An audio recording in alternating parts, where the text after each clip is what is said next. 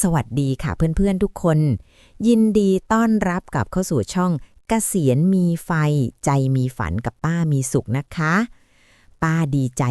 มากๆเลยที่เพื่อนๆเข้ามาหาป้าบ่อยๆเพราะนั่นแปลว่าเรายังอยากจะมาพูดคุยและก็ดูแลกันอย่างต่อเนื่องวันนี้ป้าอยากจะชวนเพื่อนๆมาคุยกันเรื่องที่อาจจะฟังดูหนักใจนิดหน่อยแต่เป็นเรื่องจริงที่หลายคนต้องเผชิญหลังจากการทำงานหนักมาทั้งชีวิตนั่นก็คือความเหงาและความรู้สึกว่างเปล่าหรือที่บางคนเรียกว่าภาวะซึมเศร้าเล็กน้อยหลังเกษียณค่ะลองนึกภาพตามป้านะคะตอนที่เรายังทำงานอยู่ชีวิตของเรามันมีงบดุลหรือ balance sheet ที่ชัดเจนมากเลยใช่ไหมคะทุกเช้าเราต้องไปทำงานก็เป็นหนี้เวลาที่ต้องจ่ายเรามีตำแหน่งมีคนเคารพก็เป็นสินทรัพย์ทั้งสังคมแล้วก็มีตารางงานที่แน่นเอียดเลยก็เป็นกระแสเงินสดที่หมุนเวียนอยู่ตลอดเวลาแต่พอเราเกษียณงบดุลนั้นมันเหมือนถูกปิดบัญชีลงไปกระทันหันเราไม่มีโต๊ะทำงานให้กลับไปนั่งเราไม่มีลูกน้องให้ดูแลเราไม่ได้เป็นคนสำคัญในที่ทำงานอีกต่อไปแล้วทีนี้นะคะตัวตนของเราก็เหมือนกับบัญชีพักหรือ Suspend Account ที่ค้างตึงอยู่กลางอากาศไม่รู้จะไปลงรายการที่ไหนดีบางคนบอกว่ารู้สึกเหมือนเรือที่ขาดสมอลอยเคว้งคว้างกลางทะเลนั่นล่ะค่ะคือความรู้สึกที่บอกว่าเราว่างเกินไปป้าก็เคยเป็นค่ะไม่ต้องกลัวที่จะยอมรับมันนะเพื่อนๆเพราะมันเป็นเรื่องธรรมชาติมากๆเลยที่เราจะรู้สึกแบบนั้นแต่ป้ามีสุขอยากจะบอกว่าเราปล่อยให้บัญชีพักนี้ค้างไว้ไม่ได้นะคะเราต้องรีบจัดการมันวันนี้ป้าเลยเตรียม3วิตามินใจที่จะช่วยให้เราจัดการความเหงาแล้วเติมไฟให้กับชีวิตของเราให้กลับมาสดชื่นขึ้นมาอีกครั้งหนึ่งพร้อมแล้วไปกันเลยค่ะวิตามินใจที่1การสร้างตารางนัดหมายชีวิตเพื่อนๆทราบไหมคะว่าปัญหาใหญ่ที่สุดหลังเกษียณไม่ใช่เรื่องเงินแต่คือเรื่องวินัยค่ะตอนทำงานเรามีเจ้านายมีเพื่อนร่วมงานมีเวลาเข้าออกกำหนดให้แต่พออยู่บ้านเรากลายเป็นเจ้านายตัวเองที่ใจดีที่สุดและนั่นแหละคือหายนะในทางบัญชีการจัดตารางเวลาของชีวิตก็เหมือนการทำงบประมาณค่ะเราต้องทำตารางเวลาที่แข็งแรงพอๆกับตารางงานเก่าของเราเลยนะรายละเอียดการสร้างตารางนัดหมายชีวิต 1. กำหนดนัดหมายที่ยกเลิกไม่ได้ลองคิดว่ากิจกรรมเหล่านี้คือค่าใช้จ่ายคงที่นะคะที่เราต้องจ่ายทุกวันไม่ว่าจะเกิดอะไรขึ้นก็ตามอย่ามีข้ออ้างในการยกเลิกโดยเด็ดขาดนะคะ7 โมงเช้าตื่นนอนและทำสมาธิกำหนดเวลาตื่นนอนให้ชัดเจนไม่ใช่ตื่นเมื่อไหร่ก็ได้การรักษาจังหวะชีวิตสำคัญมากนะคะการตื่นให้เป็นเวลาจะช่วยให้สมองหลั่งสารแห่งความสุขได้ดีกว่าการนอนตื่นสายๆที่ทำให้รู้สึกว่าชีวิตไร้ทิศทางค่ะ8 โมงเช้านัดกับกายบริหารนี่คือนัดสำคัญที่สุดนะคะอาจจะเป็นการเดินเร็วรอบหมู่บ้าน30 นาทีหรือทำ5 ท่ากายบริหารบนเก้าอี้ที่เราเคยคุยกันอย่าปล่อยให้สุขภาพของเรากลายเป็นหนี้สินที่ต้องจ่ายดอกเบี้ยแพงๆในโรงพยาบาลนะคะการเคลื่อนไหวร่างกายจะช่วยให้เรารู้สึกว่าเรายังมีพลังในการขับเคลื่อนชีวิตอยู่ค่ะ10 โมงเช้านัดกับความรู้ใหม่อาจจะเป็นการดูคลิปสอนภาษาดูสารคดีหรืออ่านหนังสือการเรียนรู้เป็นรายจ่ายลงทุนที่จะทำให้สมองของเรายังคงมีมูลค่าเพิ่มอยู่เสมอ เมื่อเรามีเรื่องใหม่ๆให้คิดสมองของเราก็จะยุ่งจนไม่มีที่ว่างให้ความเหงาเข้ามาแทรกค่ะ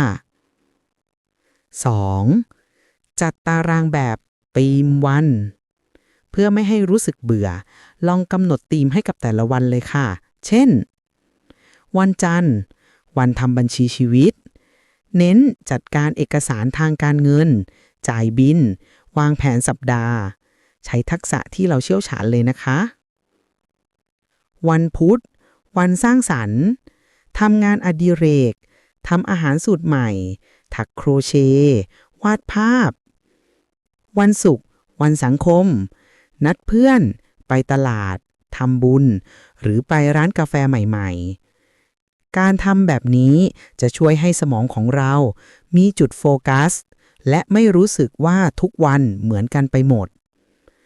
ความเหงาชอบเข้ามาตอนที่เราไม่มีอะไรทำและไม่รู้ว่าจะต้องทำอะไรต่อค่ะเราจะได้มีเรื่องตื่นเต้นรออยู่ทุกวันไม่ใช่แค่นับวันรอวันหยุดยาวเหมือนตอนทำงาน 3. การทำบันทึกชีวิตสั้นๆก่อนนอนลองเขียนสั้นๆแค่3ประโยคเกี่ยวกับเรื่องดีๆที่เกิดขึ้นในวันนี้ค่ะเน้นที่เรื่องที่เรารู้สึกขอบคุณหรือภาคภูมิใจการทำบันทึกชีวิตก็เหมือนการทำรายงานผลประกอบการเราจะเห็นว่าเรามีกำไรทางใจอยู่เสมอไม่ใช่แค่ตัวเลขที่ติดลบไปวันๆการจดจำแต่สิ่งดีๆช่วยให้เรามีภูมิคุ้มกันต่อความคิดด้านลบได้อย่างไม่น่าเชื่อค่ะวิตามินใจที่ 2 การเชื่อมต่อกับชุมชนหรือ Community ไม่ว่าจะเป็นออนไลน์หรือออฟไลน์สาเหตุหลักๆที่ทำให้เราเหงาเพราะเราเสียเครือข่ายทางสังคมที่ทำงานไปค่ะเราต้องลงทุนสร้างเครดิตทางสังคมใหม่ขึ้นมาทันทีนะคะลองคิดว่าเรากำลังเปิดสาขาใหม่ของชีวิตเราในพื้นที่ใหม่ๆนะคะเราต้องกระจายความสัมพันธ์ไปในหลายที่ไม่ใช่แค่ในครอบครัวอย่างเดียว 1. ใช้เครื่องมือดิจิทัลเพื่อขยายตลาดมิตรภาพอย่ามองว่า LINE กรุ๊ปหรือ Facebook กรุ๊ปเป็นแค่ที่ส่งรูปสวัสดีตอนเช้าเท่านั้นนะคะมันคือช่องทางการสื่อสารหลักของเราเลยลองหากลุ่มคนรักงานอดิเรกที่ตรงกับเราดูสิคะเช่นกลุ่มปลูกกล้วยด่างกลุ่มทำอาหารคลีนกลุ่มเล่นเกมบอร์ดการมีกิจกรรมร่วมกันแม้ในโลกออนไลน์ทำให้เรารู้สึกว่าเรายังมีพันธกิจร่วมกันกับคนอื่นนะคะให้เราเข้าไปมีส่วนร่วมให้ความเห็นแบ่งปันประสบการณ์การที่เราให้ความรู้หรือประสบการณ์ของเราออกไปจะทำให้เราได้รับการยอมรับซึ่งเป็นยาขนานเอกที่ต้านความเหงาได้ดีที่สุดค่ะการได้รับคำขอบคุณเพียงคำเดียวก็คุ้มค่ากับความเหงาที่หายไปแล้วนะคะ 2. คืนสู่เหย้าด้วยการเป็นอาสาสมัคร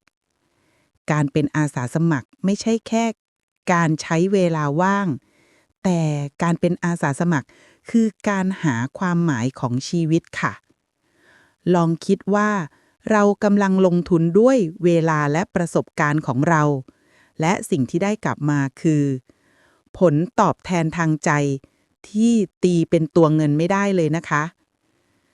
การที่เรายังเป็นที่ต้องการของสังคมทำให้เรารู้สึกว่าตัวเองมีมูลค่าตลาดที่สูงอยู่เสมอค่ะลองเป็นอาสาสมัครที่โรงเรียนสอนเด็กพิเศษห้องสมุดชุมชนหรือแม้แต่การช่วยจัดระบบเอกสารที่วัดใกล้บ้านค่ะประสบการณ์ 30-40 ปีของเรามีมูลค่าสูงมากนะคะอย่าปล่อยให้มันไร้ประโยชน์การเป็นผู้ให้เป็นการยืนยันถึงการดำรงอยู่ของเราได้ดีกว่าการเป็นผู้รับมากๆค่ะ 3. สร้างวงเพื่อนจากพื้นที่ใกล้ตัว ลองชวนเพื่อนบ้านที่อายุใกล้เคียงกันมาจิบกาแฟยามเช้าสัปดาห์ละ2 ครั้ง เริ่มจากเรื่องง่ายๆก่อนอย่าเพิ่งตั้งเป้าหมายใหญ่เกินไปนะคะ หรือเปิดบ้านทำกิจกรรมง่ายๆเช่นชมรมอ่านหนังสือเงียบๆไม่จำเป็นต้องคุยกันตลอดเวลาแค่อยู่ในพื้นที่เดียวกันก็รู้สึกว่าเรามีตัวตนหรือเป็นส่วนหนึ่งแล้ว แค่ได้รับรอยยิ้มและการพยักหน้าจากคนอื่นก็เป็นการยืนยันว่า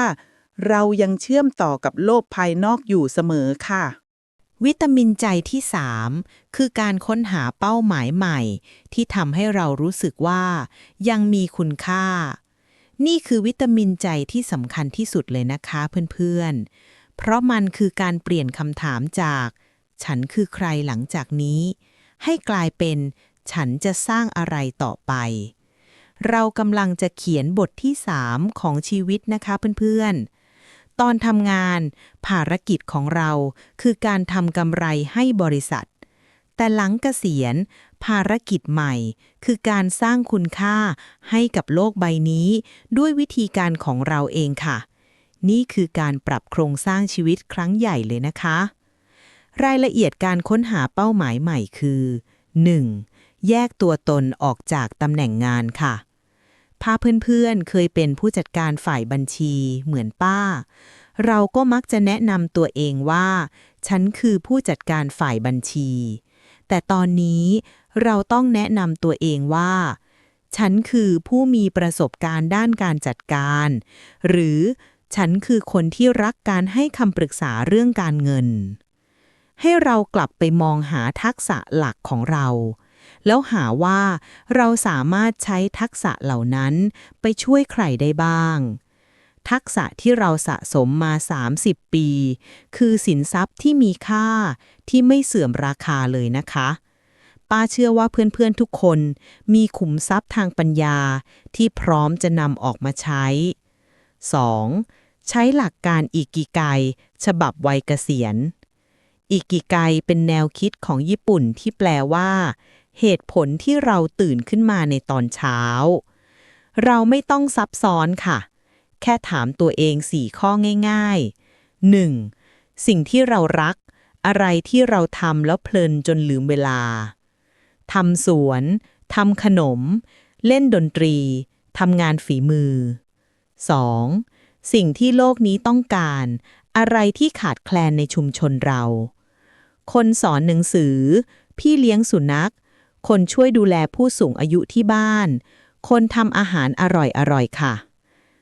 3. สิ่งที่เราทำได้ดีอะไรที่เราได้รับคำชมมาตลอดการจัดระบบการเจรจาต่อรองการเล่าเรื่องการดูแลคน 4. สิ่งที่พอจะเป็นรายได้เล็กๆได้บ้างมีใครยอมจ่ายเงินเล็กน้อยเพื่อให้เราทำสิ่งนั้นไหมไม่จำเป็นต้องรวยแค่พอมีค่ากาแฟก็พอค่ะจุดตัดของ4 ข้อนี้แหละค่ะคือภารกิจใหม่ที่จะทำให้เรารู้สึกว่าชีวิตนี้ยังมีไฟและมีคุณค่าในการตื่นขึ้นมาทุกวันเมื่อเราเติมเต็มทั้ง4 ส่วนนี้ได้ความเหงาก็จะไม่มีที่ยืนในใจเราอีกต่อไปค่ะ 3. สร้างมรดกทางปัญญาการที่เราถ่ายทอดเรื่องราวหรือความรู้ของเราให้คนอื่นได้รับรู้เช่นการเขียนคู่มือชีวิตฉบับป้ามีสุขหรือการทำคลิปสอนความรู้ของเราแบบนี้การถ่ายทอดความรู้คือการทำให้ชีวิตเรายืนยาวออกไปในรูปแบบของคนอื่นการสร้างมรดกทางปัญญาคือการพิสูจน์ว่าการมีอยู่ของเรามีความสำคัญเรากำลังสร้างมูลค่าสุทธิที่ไม่ใช่แค่ตัวเลขในธนาคารแต่เป็นความทรงจำดีๆและประโยชน์ที่ส่งต่อให้กับคนรุ่นต่อไปค่ะความรู้และประสบการณ์ของเราจะกลายเป็นสมบัติที่ไม่มีใครขโมยไปได้ค่ะเป็นยังไงบ้างคะเพื่อนๆ วันนี้เราได้เติม3วิตามินใจไปพร้อมๆกันแล้วนะคะ ตารางนัดหมายชีวิตที่ทำให้เราไม่ว่าง ชุมชนที่ทำให้เราไม่เหงา และเป้าหมายใหม่ที่ทำให้เราไม่ไร้ค่า การต่อสู้กับความเหงาหลังเกษียณก็เหมือนการบริหารความเสี่ยงนะคะ เราต้องไม่ปล่อยให้ความเหงาเป็นหนี้เสียที่กัดกินสุขภาพจิตของเรา เราต้องจัดการมันตั้งแต่เนิ่นๆด้วยการลงทุนในสินทรัพย์ทางใจ เหล่านี้นะคะ ป้ามีสุขอยากให้เพื่อนๆจำไว้เสมอนะคะ ว่าคุณไม่ได้อยู่คนเดียว ความรู้สึกนี้เกิดขึ้นได้กับทุกคนที่เปลี่ยนผ่านครั้งใหญ่ในชีวิต แต่เราเลือกได้ค่ะ ว่าจะนั่งมองความเหงาอย่างเดียว หรือจะลุกขึ้นมาเปิดบัญชีความสุขของเราเองถ้าเพื่อนๆเห็นว่าคลิปนี้มีประโยชน์ หรืออยากส่งกำลังใจให้คนที่กำลังรู้สึกเหงาอยู่ ช่วยกันกดไลค์กดแชร์ออกไปเยอะๆเลยนะคะ อย่าลืมกดติดตามช่องเกษียณมีไฟใจมีฝัน และกระดิ่งด้วยนะคะ จะได้ไม่พลาดงบดุลความสุขฉบับใหม่ๆ ที่ป้าจะมาอัปเดตให้ทุกสัปดาห์ ขอบคุณเพื่อนๆทุกคนที่มาเป็นเพื่อนร่วมทางในการสร้างชีวิตหลังเกษียณที่มีความหมายนะคะ แล้วพบกันใหม่คลิปหน้าค่ะ ป้ามีสุขขอเป็นกำลังใจให้ทุกคนนะคะ